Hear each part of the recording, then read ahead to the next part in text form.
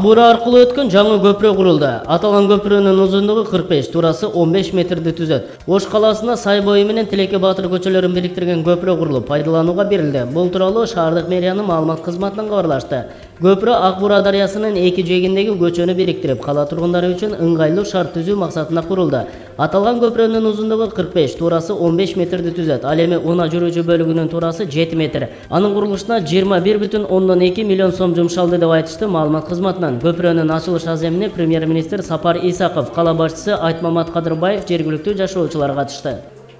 Актер Стивен Сигал Сапар Исаковдун өкмөт башчы болгонуна аябай кубанганын айтты. Актер Сапар Исаковдун өкмөт башчылыкка келиши менен Кыргызстан дагы да көп нерселерге жетише аларын айткан.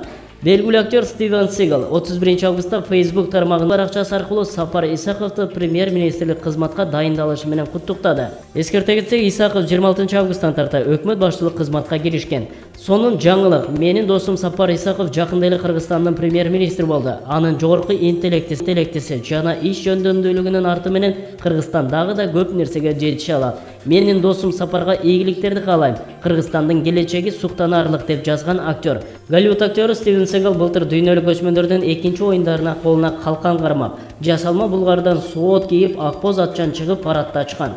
Булак Спутник.